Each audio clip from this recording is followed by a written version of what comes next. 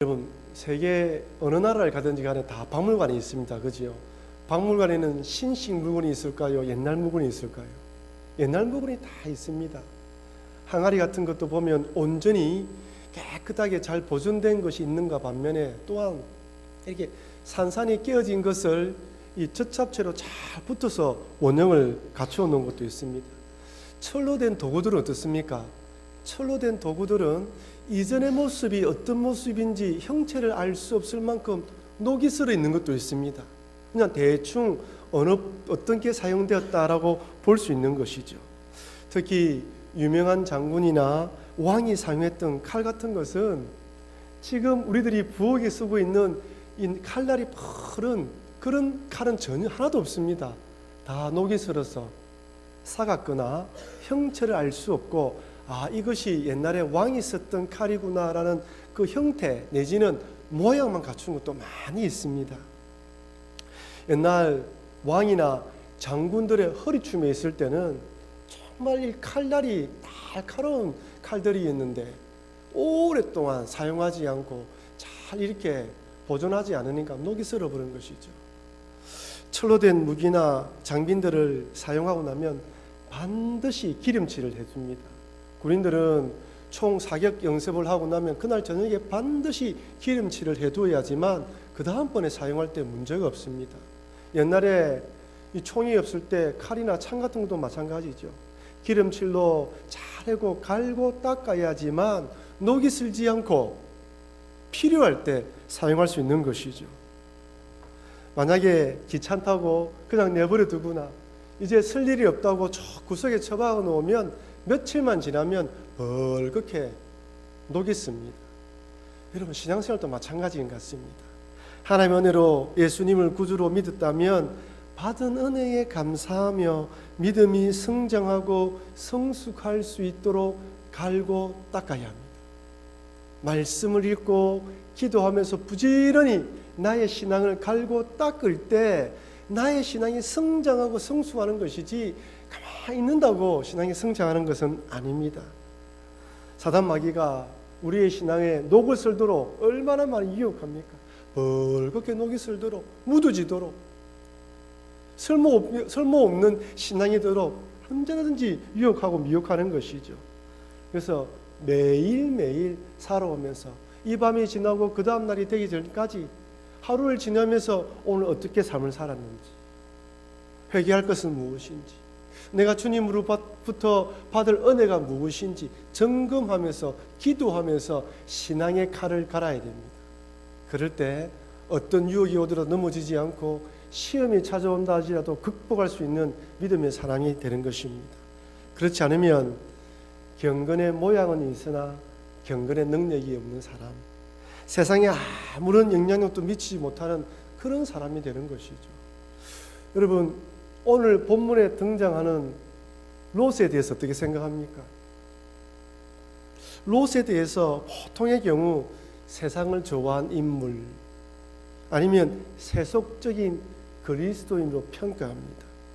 삼촌 아브라함과 이 재산 때문에 다툼이 일어났을 때 믿음의 눈으로 보지 않고 세상적인 관점에서 물이 좋고 죄악이 있든 없든 상관없이 물이 좋고 풍요로운 땅을 찾아 떠났던 롯입니다. 소돔과 고모라라 멸망당했을 때 그동안 모아놨던 재산은 다 잃어버리고 아내마저 뒤를 쳐다보면서 소금 기둥이 되지 않습니까?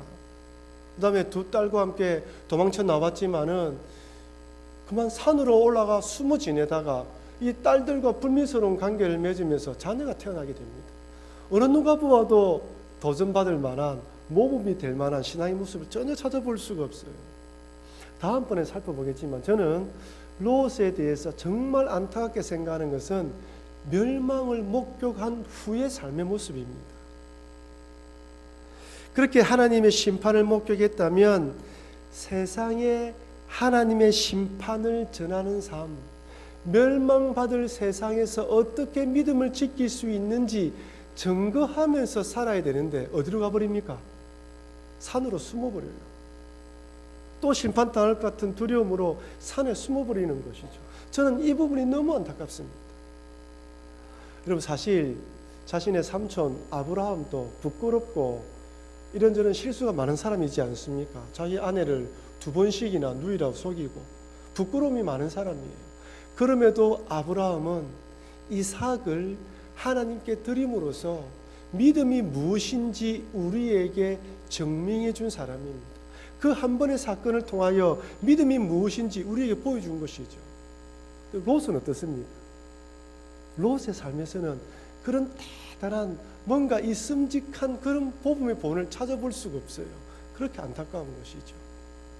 그렇다고 롯이 전혀 믿음이 없는 사람이다라고 말씀드리는 것은 아닙니다.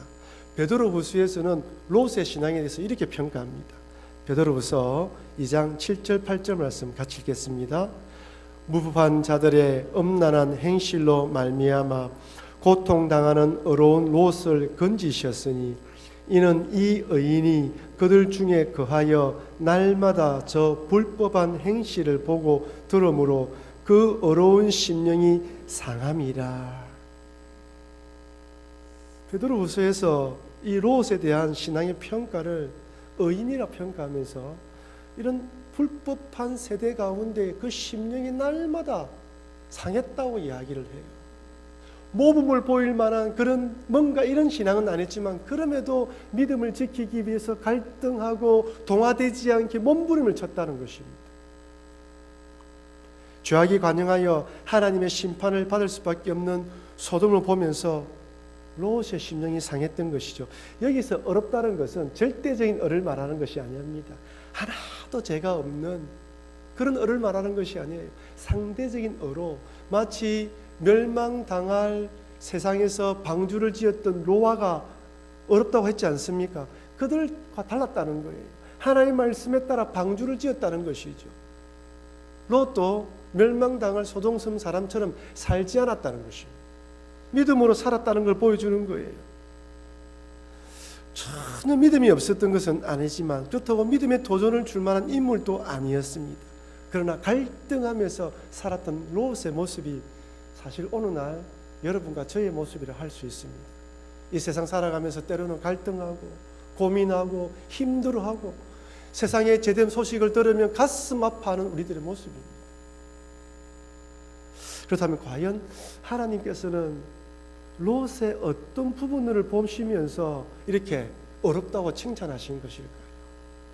먼저 오늘 본문을 보면 나그네를 영접하는 롯의 모습을 찾아볼 수 있습니다. 창세기 19장 1절입니다. 우리 같이 읽겠습니다. 저녁 때에 그 두 천사가 소돔에 이르니 마침 롯이 소돔 성문에 앉아 있다가 그들을 보고 일어나 영접하고 땅에 엎드려 절하며. 여기 소돔에 이르렀다 천사들이. 그리고 롯이 소돔 성문에 앉아 있었다라고 되어 있습니다. 이게 소돔 성문에 앉아 있었다는 표현은 우리 흔히 마을 앞에 있는 정자 그런 곳에서 쉬고 있었다는 개념이 아닙니다. 어른들이 모여서 할 일 없이 그냥 앉아서 오가는 사람들을 구경하고 있었다는 개념이 아닙니다. 고대 근동의 성문은 헬라의 아고라나 로마의 포럼처럼 일종의 사교장으로 광고, 고용, 또한 재판, 상거래나 계약 체결 등이 이루어지는 장소였습니다. 롯이 성문에 앉아 있었다는 이 표현은 그 성의 지도청 인사로서 재판 혹은 그곳 거민들에게 영향을 미치는 일을 했다는 거예요. 9절에 보면 소돔 사람들이 롯을 향해 우리의 법관이 되려 하느냐라고 따지는 부분이 나옵니다. 이런 모습으로 보아 롯은 소돔성에서 어느 정도 성공한 인물이 되었다라고 할 수 있는 것이죠. 저는 궁금했어요. 여러분, 롯이 떠돌이지 않습니까? 떠돌이 이 사람이 그 성에 들어가서 법관 정도 지위를 가지려면 정말 특출하거나 뭔가 대단한 능력이 있어야 되는 거예요. 과연 롯이 어떻게 그렇게 되었을까? 여러분, 어떻게 해서 롯이 그렇게 되었을까요? 제가 생각하기로는 자신의 삼촌 아브라함 때문입니다. 소돔성에 일어난 전쟁으로 소돔 사람들이 다 잡혀가지 않습니까? 그때 아브라함이 318명의 집에서 기르던 종들과 함께 그리고 동맹 맺었던 사람들과 함께 쫓아 올라가서 소돔 모든 사람들과 재물들을 다 구원해 옵니다. 그러니 한순간에 아브라함이 사람들 입에 오르락내릴 뿐 아니라 롯도 아브라함의 조카였다라는 소문이 퍼지면서 사람들에게 롯에 대한 인지도가 올라간 것이죠. 그런 어드밴티지 때문에 롯이 이런 지위를 얻은 것이 아닌가 생각해 볼 수 있습니다.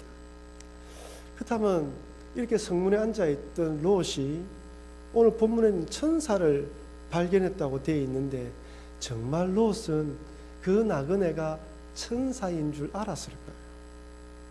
정말 그 사람들이 들어봤을 때 누가 보아도 천사의 모습으로 들어봤을까요? 아닙니다. 롯이 그들을 천사로 알아본 것이 아니에요. 그냥 두 나그네처럼 들어봤던 것이죠. 물론 2절에 보면 내 주여라는 호칭을 사용하면서 그들에게 영접하는 부분이 나오지만 이 내 주여라는 호칭이 천사이기 때문에 사용한 호칭이 아니라 일반적으로 사람들에 대해서도 이런 호칭을 사용한다고 합니다. 그러니 롯은 그들이 천사이기 때문에 영접한 것이 아니라 두 나그네가 들어오는 것을 보고 마음이 동하여 그들을 영접한 것입니다. 롯이 이렇게 나그네를 영접한 것은 삼촌인 아브라함에게서 배운 것입니다. 여러분 지금도 중동이나 아라비아 반도에 거주하고 있는 베두인 족속들은 나그네를 잘 대접한다고 합니다. 저 러시아에 영하 40도, 50도 떨어지는 한겨울이 9개월 동안 계속되고 늘 얼음이 얼어져 있는 그 땅에도 사람들이 살고 있다는 거예요. 이런 사막이나 또한 그런 척박한 지역에 살고 있는 사람들에게는 나그네 대접하는 것을 중요하게 생각합니다. 여러분 왜 그런지 아십니까? 언제든지 자기도 나그네처럼 어려운 일을 당할 수 있다는 거예요. 러시아 사는 그 툰드라 지역에 살고 있는 그런 종족들은요, 나그네가 찾아오면 묻지 않고 3일 동안 먹여주고 재워준다고 합니다. 왜 그러냐면 그 지역에서 박대하면 어디 가든지 얼어 죽을 수 있기 때문에 무조건 받아준다는 것이죠. 아브라함과 롯이 가나안 땅에 들어와서 그 지역에 살면서 나그네 대접하는 것을 몸에 익힌 거예요. 그래서 나그네가 들어왔을 때 이 롯은 본능적으로 그를 영접했습니다. 롯은 소돔 성에 나그네가 성 안에 길거리에서 노숙하게 된다면 어떤 일이 일어나는지 잘 알았습니다. 여러분 만약 롯이 그 나그네를 대접하지 않고 내가 굳이 낯선 사람을 대접할 필요가 있을까? 내 말고도 다른 사람이 얼마든지 대접하겠지. 또한 그들이 알아서 머물 집을 찾아가겠지 생각하고 방관했다면 어떻게 되었을까요? 그 천사들이 구할 집을 얻지 못하고 길거리에서 노숙하게 되었다. 그 사람들이 몰려가서 그런 일은 없겠지만은 이런 불미스러운 일이 생겼다고 한다면 롯은 아무런 문제가 없을까요? 롯은 소돔 사람들처럼 상간하며 동성애를 범하는 죄는 저질렀지 않았다 할지라도 그 사람들이 어려운 처지에 내버려 두도록 어려운 처지에 두도록 방관했다는 비난은 받게 될 것입니다. 그러면 소돔 사람들과 똑같은 사람이라는 거예요. 롯의 이런 어려운 모습, 롯의 이렇게 나그네를 대접하는 모습, 이런 모습들이 귀하게 보았던 것입니다.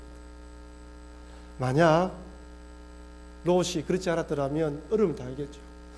소돔 사람들에게 나그네는 어떤 존재입니까? 그들은 도와야 되고 보살펴야 되는 존재가 아닙니다.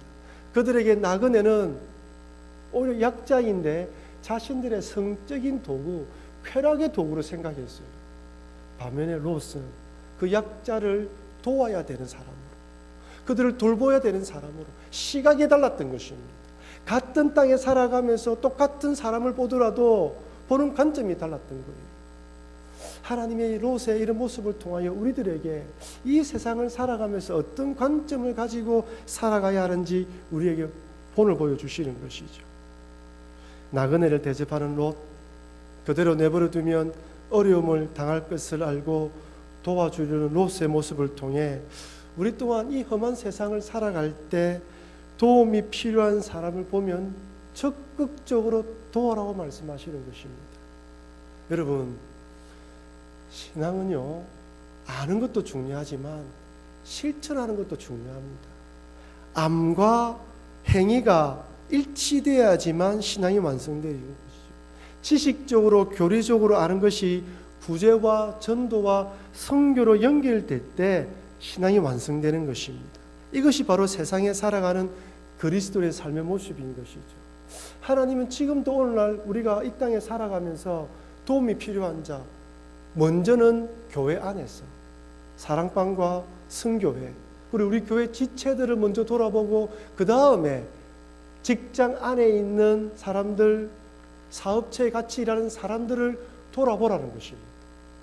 그렇게 행하는 모습을 통하여 그리스도의 선한 행위를 실천하라는 것이죠. 제가 생각하기로는 하나님께서는 롯의 이런 모습들을 귀하게 생각했던 것 같습니다. 두 번째로 오늘 본문은 왜 소돔성이 멸망당할 수밖에 없는지 적나라하게 보여줍니다. 창세기 19장 4절 5절 말씀 우리 같이 한번 더 읽어보겠습니다. 그들이 눕기 전에 그 성 사람 곧 소돔 백성들이 노소를 막론하고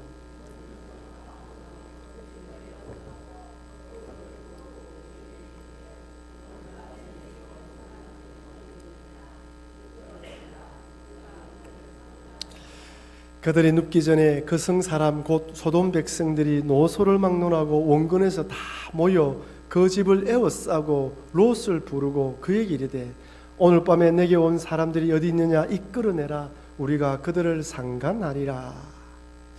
여러분, 이 본문의 말씀 많이 듣지 않았습니까? 여기 상간한다는 말은 동승회를 뜻합니다.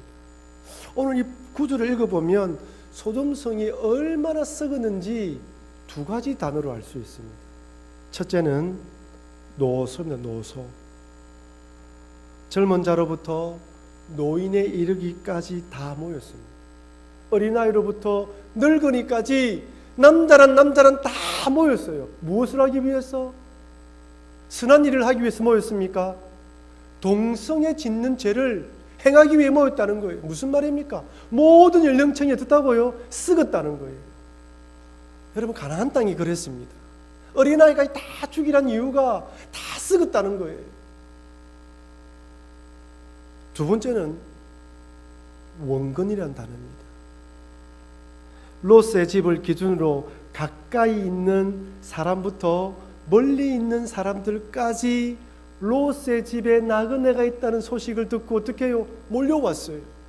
롯의 주변 사람들만 몰려온 것이 아니라 원근, 소돔성 저 끝에 있는 사람들이 다 몰려왔다는 거예요. 무슨 말입니까? 전 지역에 동성애가 만연하다는 거예요. 어린아이부터 늙은이까지 롯의 집을 기준으로 가까이 있는 사람부터 멀리 있는 사람 모든 사람들이 다 몰려왔습니다. 소돔성 전체가 죄악의 도시입니다. 여러분, 낮에는 멀쩡한 사람들이 넥타이 매고 멀쩡하게 직장 출근하고 생활하면서 밤만 되면 바뀌는 거예요. 밤만 되면 정력을 쫓아 정력을 채우기에 달려가는데 정상적인 관계도 아닌 비정상적인 관계를 추구하는 사람들입니다. 자극적이고 쾌락적인 걸 찾아가는 거예요. 여러분, 잘 기억하십시오. 사람이 정상적인 것에 만족하지 못하고 비정상적인 것에 만족하기 시작하면 더 비정상적인 것으로 나아가야 돼요. 우리가 살아가는 세상이 여러분 점점 소돔처럼 변해가고 있습니다. 이젠 혼전순결, 결혼 안에서의 성을 주장하면 고리타분한 구시대의 유물처럼 받아들입니다. 결혼하지 않아도 얼마든지 서로의 합의하에 육체의 쾌락을 즐길 수 있다고 이야기를 합니다. 이제는 동성애도 인권이란 이름으로 지켜줘야 한다고 이야기를 합니다. 그래서 일명 동성애 차별 금지법을 채택하려고 해요.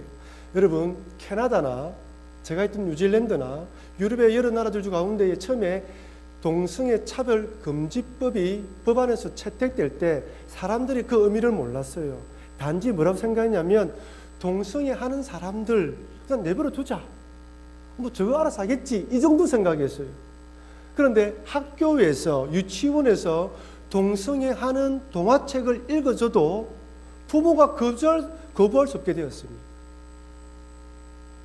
몰랐던 거예요.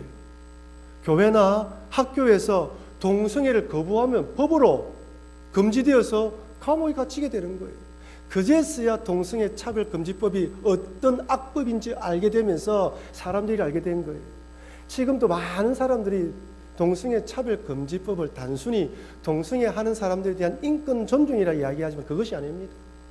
동성애가 잘못됐다라고 이야기하지 못하게 만들고요. 동성애를 조장해도 금지하지 못하게 만드는 법안이에요.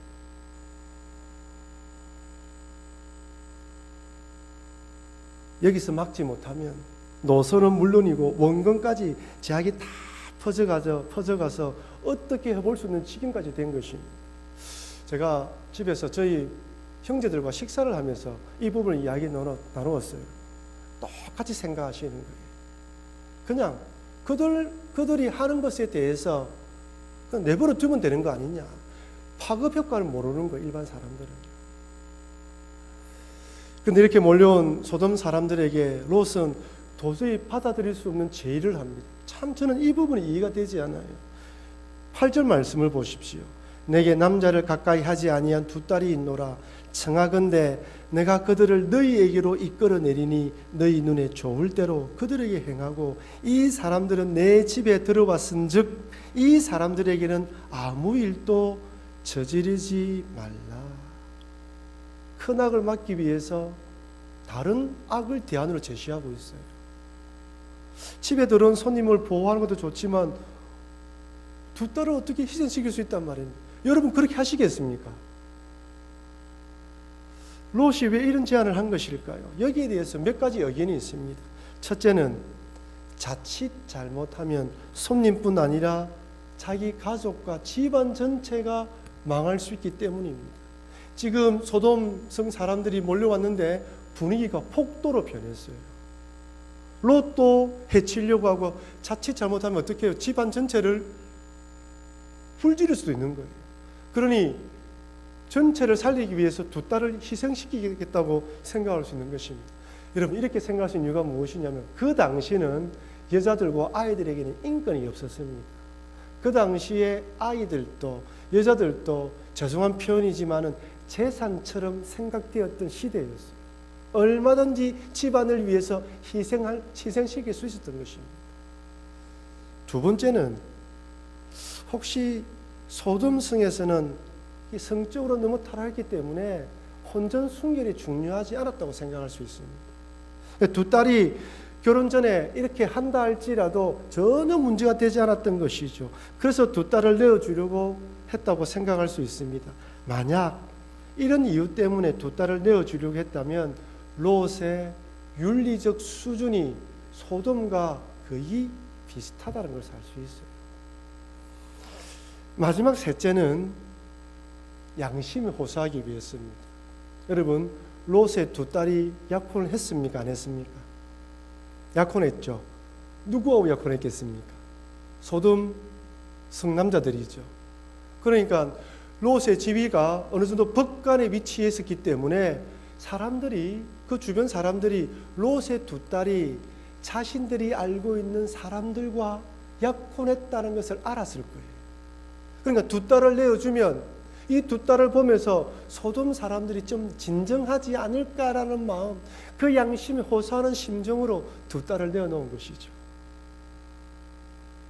그런데 여러분 이런 롯의 이런 죄의들을 소돔 사람들은 받아들이지 않습니다. 19장 9절 말씀을 보십시오. 그들이 이르되 너는 물러나라. 또 이르되 이 자가 들어와서 거류하면서 우리의 법관이 되려 하는도다. 이제 우리가 그들보다 너를 더 헤아리라 하고 롯을 미치며 가까이 가서 그 문을 부수려고 하는지라. 우리의 법관이 되려 한다는 말은 판사가 아닌데 판사 노릇 한다는 말이 아닙니다. 성문에서 재판 일을 했으면 됐지 집에까지 와서 우리의 일을 간섭하려고 하느냐. 이제 그만하라는 거예요. 더 이상 듣고 싶지 않다는 것입니다. 여러분 잘 기억하십시오. 사람이 무엇인가 씌이면 물질이든 정욕이든 모든 것이 그에 팔리게 되면 사리 분별을 못하게 됩니다. 아무리 바른 말, 올바른 말, 잘못을 지적해도 받아들이지 않아요. 아무리 교훈하고 건면해도 받아들이지 않습니다. 오히려 이렇게 설득하는 사람을 잡아 죽이려고 달려드는 것이죠. 롯을 향해서 퍼붓는 소돔 사람들의 모습을 보십시오. 롯은 법관의 위치에서 이 사람들에게 중재하려고 하고 아니면 딸을 내어놓으면서 그들을 진정시키려고 했지만 이미 정욕에 불탄 이들은 롯을 받아들이지 않았습니다. 오히려 롯을 죽이려고 달려들었습니다. 사람이 돈에 눈이 멀거나 정욕에 빠지게 되면 옳고 그름의 판단을 잃게 됩니다. 죽음의 길인 줄 알면서도 달려가게 되는 것이 사람입니다. 아무리 잘못된 길이다 알려줘도 듣지 않습니다. 바로 오늘 본문의 소돔 사람들처럼 말입니다. 정욕에 빠져 나그네를 쾌락의 도구로 취급하고 바른 말을 하는 사람마저 죽이려고 달려드는 소돔 사람들. 나그네에 대한 사랑도 공의와 정의에 대한 관심도 없이 그저 욕망에 빠져 사는 사람들이 바로 소돔성 사람들입니다. 그러니 어떻게 하나님께서 이 소돔성을 가만히 내버려 둘 수 있겠습니까? 사랑하는 성도 여러분, 우리들도 언제든지 모르지만 언제인지 모르지만 이 멸망당할 세상에 살아가고 있습니다. 노아가 방주를 만들 때도 사람들은 노아를 인정해 주지 않았습니다. 그저 자기 하고 싶은 대로 자기 뜻대로 살았습니다. 천사가 그 소돔성을 멸망시키려고 내려왔음에도 불구하고 사람들은 자기 정욕에 빠져서 자기 마음대로 살아가고 있습니다. 우리도 자고 일어나면 사건 사고의 소식과 온갖 범죄의 소식들이 들려옵니다. 여러분 어떻게 우리 사회가 이런 세상이 되어버렸나라고 가슴 아플 때가 있습니다. 마치 롯이 소돔성을 바라보며 마음이 상했던 것처럼 우리 또한 그럴 때가 있는 것이죠. 그래서 이런 세상에 살아가고 있다는 것을 잊지 마시고 세상의 유혹이 찾아올 때 이겨나가고 시험에 들지 않도록 늘 나의 신앙을 갈고 닦고 기도하면서 하나님께 가까이 나아가야 됩니다. 그렇지 않으면 우리도 세상의 물결에 휩쓸려가는 것이죠. 아울러 또한 악법이 제정되지 않도록 반대하고 어려움을 당한 사람을 보면 적극적으로 구제하고 도우면서 하나님의 사랑을 실천해야 됩니다. 이런 삶을 살아갈 때 소돔 같은 세상에서도 믿음을 지키고 또한 세상이 더 악해지지 않도록 막을 수 있는 것입니다.